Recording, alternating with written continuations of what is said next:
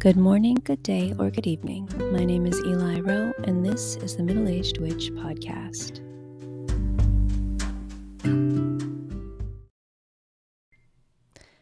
Hello, everyone, and are we ready for summer? Because it is upon us in a big way.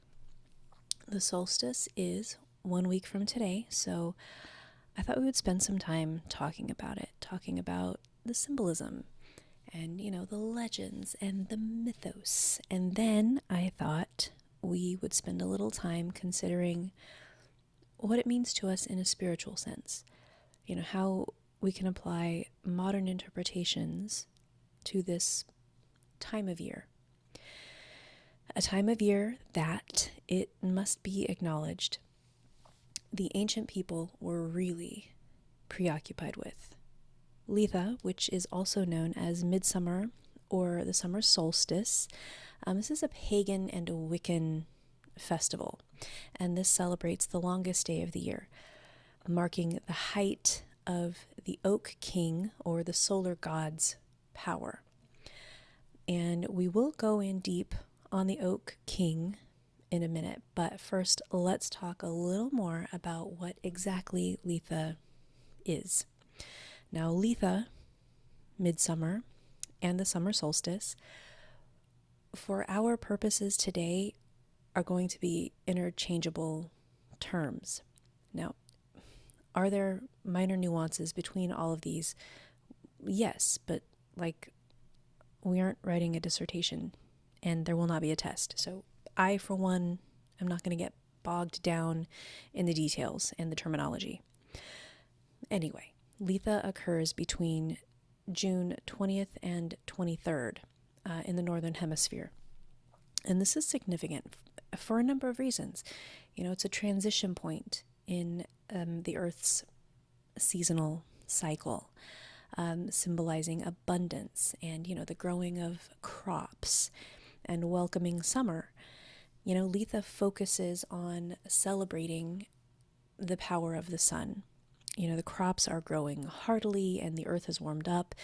And for ancient people who paid a lot of attention to the seasons, this represented a time of abundance.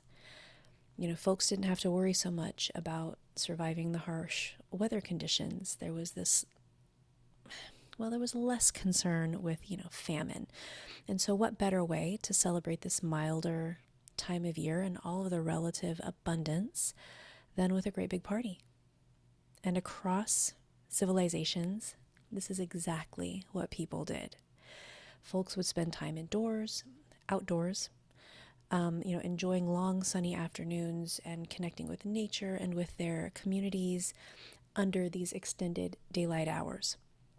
And while this might look different to us today, especially if we don't have a tight-knit community of sun worshipers to observe the Sabbath with, we can still find ways to adapt those ancient rites and rituals and observances to our modern lives. I know for a fact that we have talked before on this podcast about how a backyard barbecue with, friends, playing games, playing music, maybe swimming, this is a perfect example of a modern day Litha celebration. A day at the beach, a day on the lake, a day at the park with friends and loved ones with no other purpose except for celebrating the warm weather and the longer days and one another is as quintessentially pagan as it's possible to be.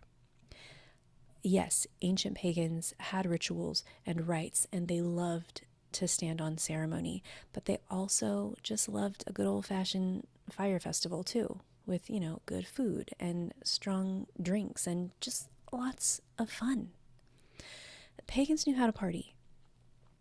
And we will get to some rituals and traditions that we can observe in a bit, but I really just want to impress that we don't always have to go all out and do the most when it comes to the ways that we choose to observe our Sabbaths.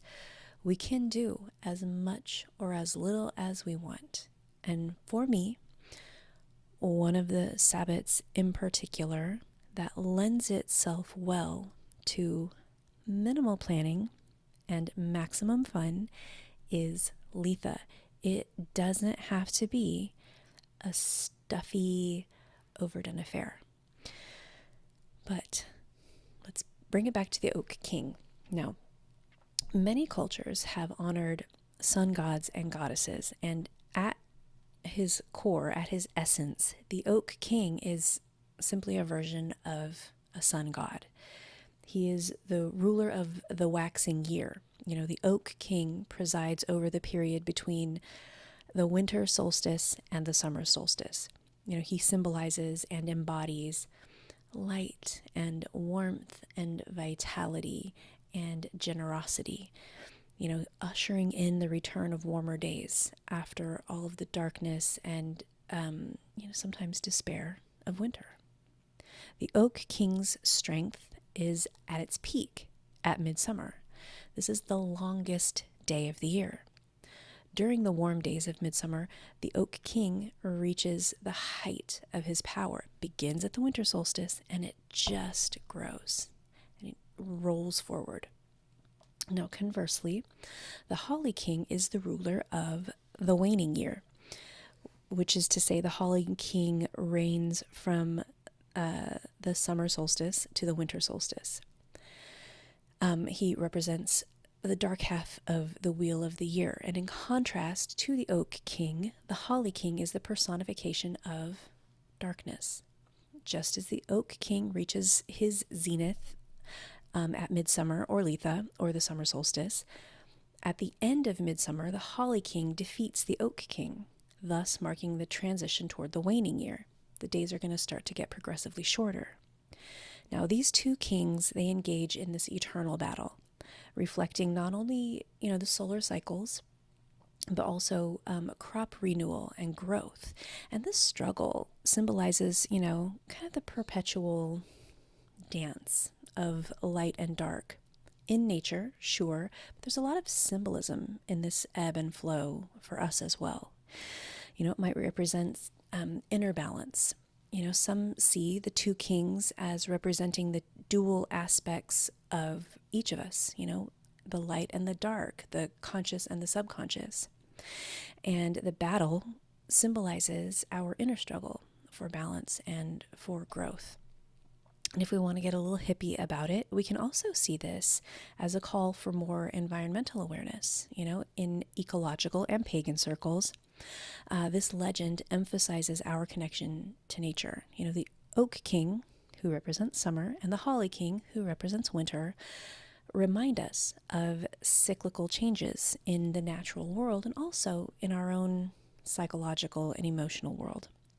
We are encouraged to pay more attention to what these cycles mean to us. Maybe it reminds us to eat more seasonally. We might feel called to engage the local wildlife in ways that honor these seasonal changes, like, putting out and maintaining bird feeders or like bee watering stations or, owl boxes or whatever the case may be in your particular environment.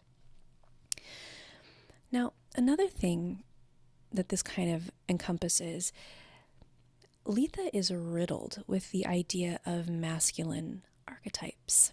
The Oak King embodies the vibrant, active masculine energy, while the Holly King represents like this wise, introspective masculine ideal. And these archetypes resonate with discussions about, masculinity today. What it means to embody the divine masculine. And I won't get too deep into it today, but it does warrant a conversation. We talk so much about the divine feminine and witchcraft, which is obviously very woman-centric, and it should be, and I will never apologize for that, but I don't like to leave men out of the discussion, but again, that's a topic for another day. We, though, can definitely recognize the solstices as opportunities for personal transformation. The king's alternating reigns can be seen as metaphors for growth and evolution because, as we have all experienced, personal growth does not happen on a straight line trajectory. We experience periods of growth followed by periods of introspection and, shedding old patterns, kind of pulling back in and going within. And along with all of this introspection and transformation, we can support our intentions with spell work. It has been a hot minute since I have talked about ritual oils, but I want to go through my recipe for abundance oil today because there are a lot of different aspects to the concept of abundance, and I think it aligns nicely with the summer solstice, especially if we want to put our focus on any intentions around personal growth and transformation. So I am going to give my recipe for abundance oil, but I just want to emphasize that it can be used in a lot of different ways. So if my intention is that I want to become a more confident person, I can use this oil. If my intention is to have more success in my career or, my relationship, then I can also use this oil. I can anoint myself with it. I can anoint my sigil with it, or my ritual candle, or whatever kind of spell I choose to employ for this purpose. Now, this oil, when made with those clear intentions, is going to be very potent. And, to make it in the days leading up to Litha, and then maybe even to perform the spell itself actually on Litha, this is really going to imbue that work with so much power. So the recipe is as follows. In a small saucepan, we are going to combine about 2 ounces of whatever carrier oil we prefer to use. I like to use olive oil for this. You can use whatever you have on hand. And again, that's going to be with all of this. Use what you have, omit what you do not have, and substitute anything else. We are going to throw in this oil, about a teaspoon or so of oak. And we can crush dried oak leaves for this. We can use some of the fibers from the bark of the tree. Any part of the oak that you can use for this, use it. We would also want to throw in some pine. So just, a pinch of pine needles is good. If you've got honeysuckle, use some of that too. Also, lavender, chamomile, rose, and patchouli, and sandalwood. Again, use what you have, omit what you don't have. We're going to turn that on a low heat, heat it all the way through, and then we're going to strain the oil out and, leave all the plant material separate. Toss that away. And now we've got a fantastic oil for anointing candles and intention papers and sigils and etc. Now we can also mix all of the dried plant materials together and keep it in a little jar to use for dressing your candles, or for burning in your cauldron, or, for adding a pinch of it to your spell jars or your mojo bags or whatever you've got. And doing this gives us a great basic abundance and manifestation spell starter. And we can use this for anything, because we can keep that general abundance blend, that general abundance oil, and then we can customize it as needed according to whatever particular spell we're working, by adding other herbs and plants and flowers that are specific to our intent. So, we dress our candle or whatever kind of spell that we are doing with the oil or the herb blend as we discussed. But if we're manifesting money specifically, financial abundance, then we can add, some basil or thyme or mustard. But if we are manifesting abundance through, job opportunities, then maybe we would add heather or raspberry leaf and so forth. Just a good time of year for abundance magic, this, because sun worship is as old as time. Ancient cultures revered the sun. They considered it vital for life and sustenance because it was. Sun worship is genuinely, truly as old as humanity itself. The sun brought luck and renewal and food and game and warmth and safety. So all of that aligns with our modern day ideas of abundance. Now, what other magical practices can we perform at this time of year? Yes, okay. This is a great time of year, perhaps the best time of the year for tool recharging. And hear me out. It's the summer solstice, yes, the longest day of the year, but it's also the full moon that evening. So as far as getting the best of both worlds when it comes to solar and lunar magic, like it doesn't get better. Use this opportunity to infuse those magical tools and crystals and divination tools with solar and lunar energy. I would also suggest creating a household altar for Litha, especially using flowers like sunflowers and daisies, chamomile, and rosemary, which isn't a flower but definitely does resonate with solar energy. I would hold a midnight fire ritual with a bonfire, write intentions on bay leaves and then burn them, play music and dance under the open sky, go swimming, go hiking, go wade in a creek, touch the earth, explore beach magic if you're headed to the coast. Now, I also like encouraging involving kids in Litha festivities whenever possible, because this isn't a solemn, serious Sabbat. This is a great way to introduce the craft to young people in a way that's easy to understand and participate in. This is not the pagan equivalent of like Sunday Mass. This is fun. This is lively. This is a great way to expose newcomers and young people to what it really means to be a practicing witch. It's not all dark rituals and chanting in Latin, although there is a time and a place for that.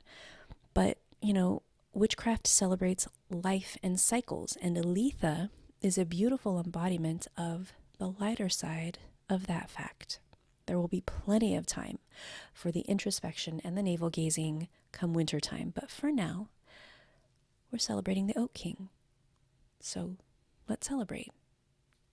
And that's our time. So thank you so much for being with me today. We will talk again next week. My name is Eli Rowe, and this has been the Middle-Aged Witch Podcast.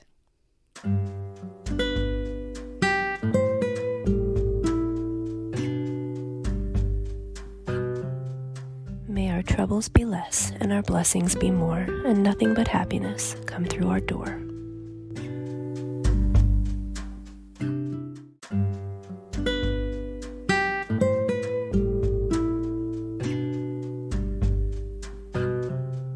The information presented is the author's opinion and does not constitute any health or medical advice.